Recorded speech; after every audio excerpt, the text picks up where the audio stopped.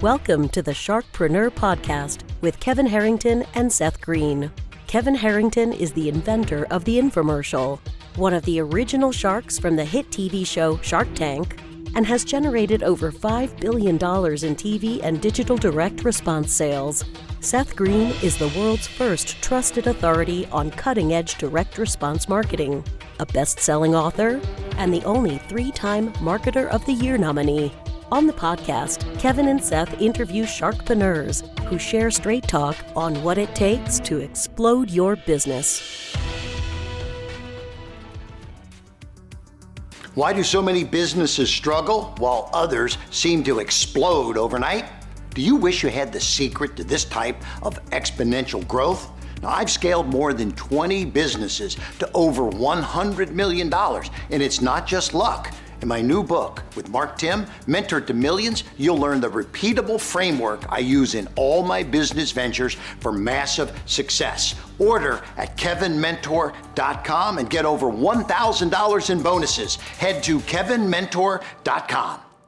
Welcome to the Sharkpreneur podcast. This is your co-host, Seth Greene. Today, I have the good fortune to be joined by Celeste Simmons, the owner of Big Social Marketing, a full-service marketing company that has been in business since 2012, which is an eternity in digital marketing years. And they are all about big results on a small budget. Celeste, thank you so much for joining us. Thank you for having me. I'm happy to be here. All right, let's go back in time. How did you get started? Well, I actually started a long time ago because I started marketing back in the bulk mail days. That was one of my first jobs when I was 19. Fast forward, then I started working with a company that did print media and magazines and sold ads. And then from there, everything started going digital. Everybody had to have a website, so it grew into websites. Working with small business owners that had not had one or needed one that really was more effective.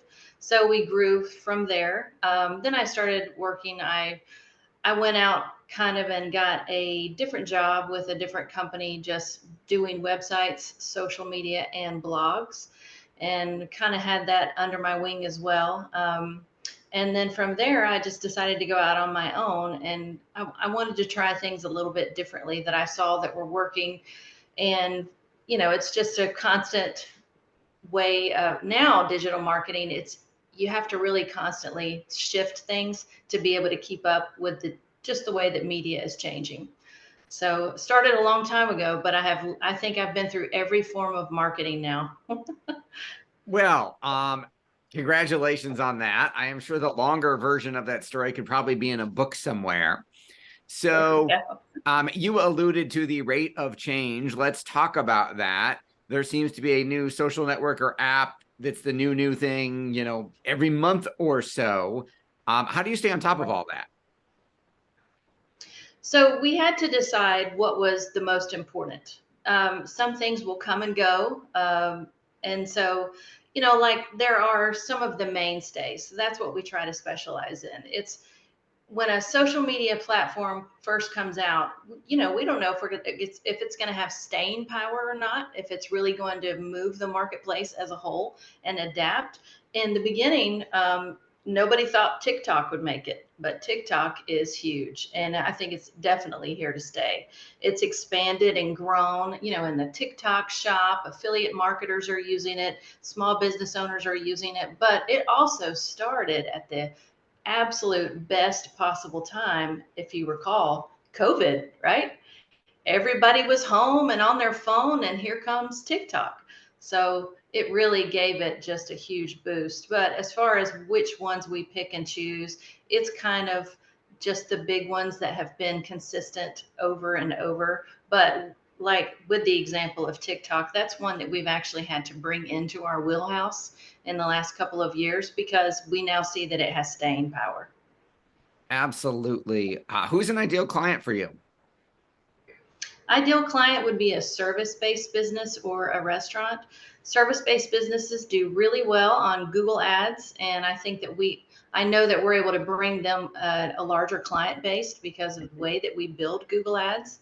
And then with restaurants do really well on social media. So social media campaigns, as well as the relationship monitoring and the reputation that comes with a restaurant. So those would be the kind of ideal clients that we usually specialize with.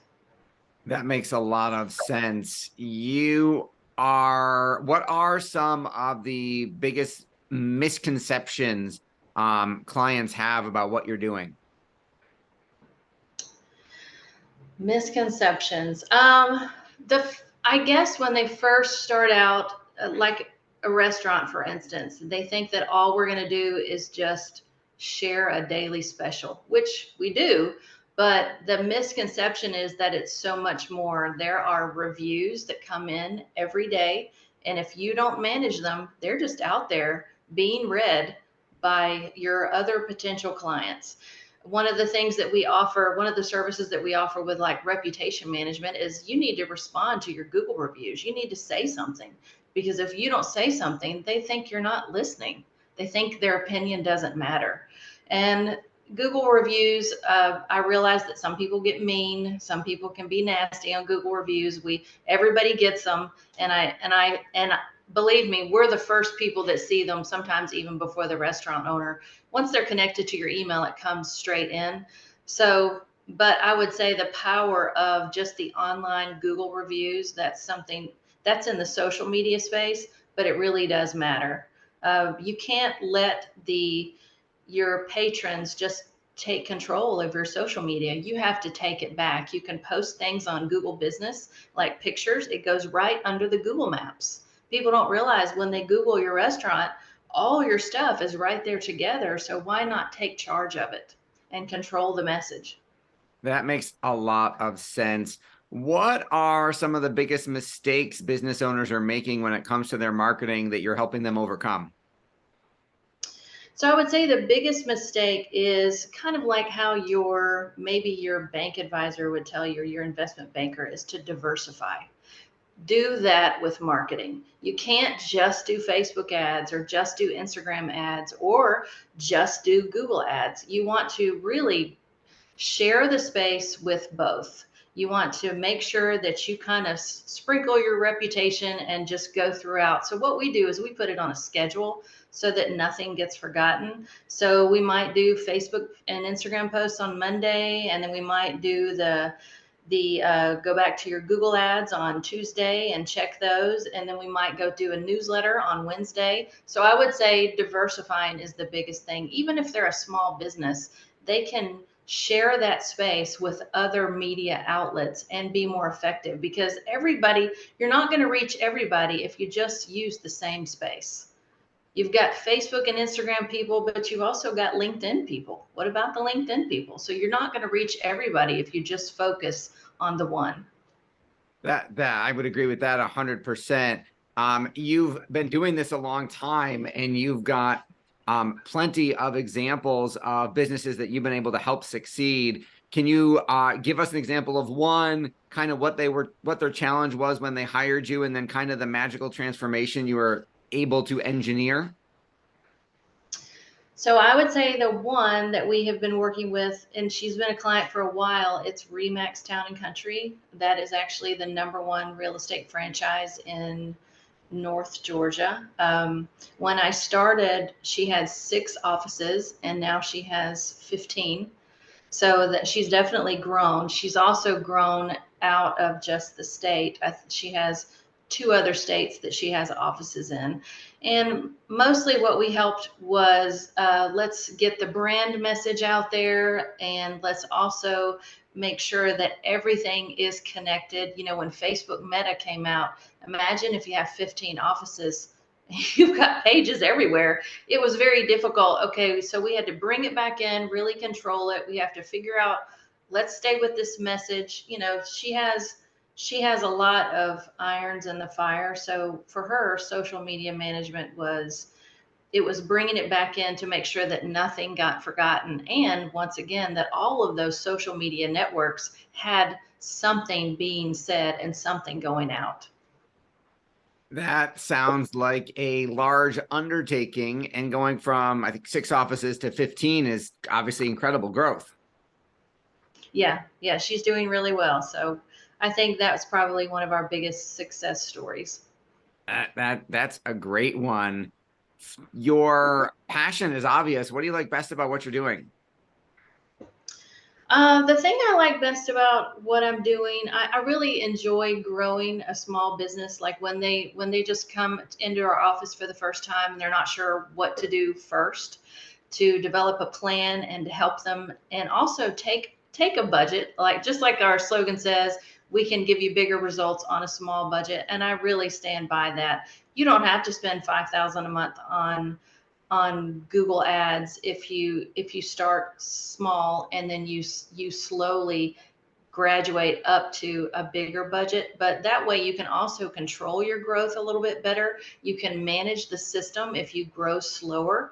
So with Google Ads, I think that's one of the most manageable things that I like helping small businesses with. But that's also, it's one of the things that frustrates people is Google Ads, because it's just confusing. And the Google had that huge update this year. It's called GA4, Google Analytics 4, and I mean it had people in tears because it was really hard. So I just enjoy helping people kind of make sense of it and then know where to move the money now that things are changing. Can you talk a little bit about the team that you've built? Sure, we have. There's actually two people that I work with full time, and then there's two other part timers. But I have Lori does websites, and she helps us with mostly we do WordPress websites, and she also does SEO. And then Amanda, she does most of the social media campaigns, and then I deal with the Google AdWords. That's kind of my niche. Um, Everybody is in their space, and we have some support members also, but everybody's in the space according to what their gifts are. That way everybody can kind of do what they feel like they're best at doing. um, Most of the conversations with the business owners flow through me, and then I give it to the appropriate person that can get the job done. How are clients finding you and your team? Usually from the website, and then we also get referrals from other business owners.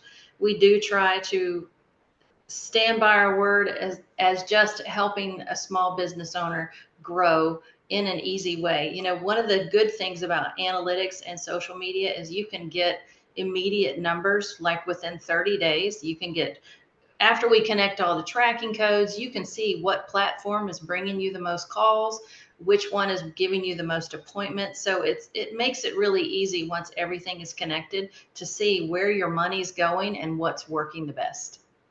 If you had to start over again, or if you had to give your younger self, your 10-year younger self some advice, what would you tell her? I would, I would tell her to start Google Ads earlier. That's what I would have said.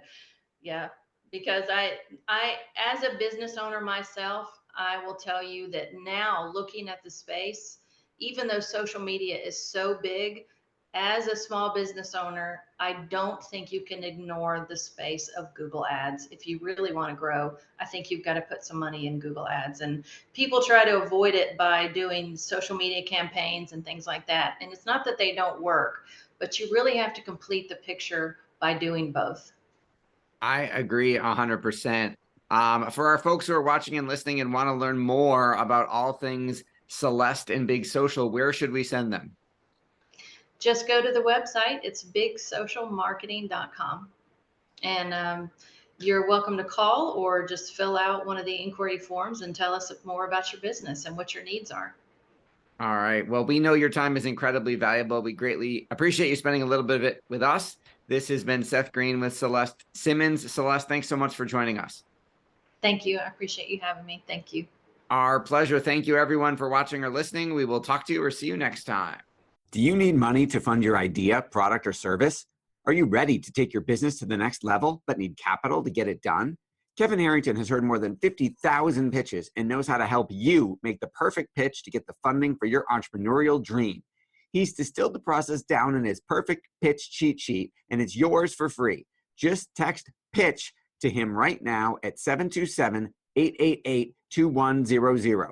Text PITCH to 727-888-2100 right now and claim your free perfect pitch cheat sheet.